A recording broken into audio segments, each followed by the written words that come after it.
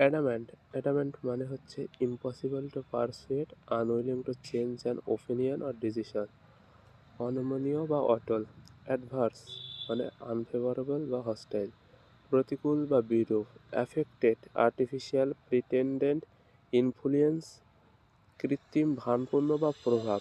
Allay, কাম বা পেসিফাই, শান্ত করা বা প্রশমিত করা। অ্যাসুয়েস অর্থাৎ ইজ বা লেসেন, প্রশমিত করা বা লাঘব করা। এলিভিয়েট মানে রিলিফ, উপশম করা বা কষ্ট লাঘব করা। অ্যাকর্ড অর্থাৎ এগ্রিমেন্ট, চুক্তি বা ঐকমত। অ্যাডাল্টিরেট,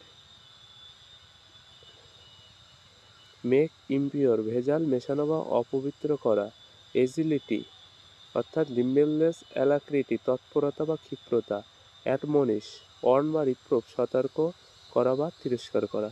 তাহলে আমরা একবার পুরোটা দেখে নেব। কি অ্যাডামেন্ট মানে অনমনীয় বা অটল, অ্যাডভার্স মানে প্রতিকূল বা বিরূপ, তার সিনোনিম কি আনফেভারেবল এবং হস্টাইল।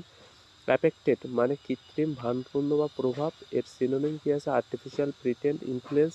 অ্যালে মানে কাম বা পেসিফাই, শান্ত করা বা প্রশমিত করা। অ্যাসিয়াস মানে প্রশমিত করা বা লাঘব করা। ইজ বা লেসেন।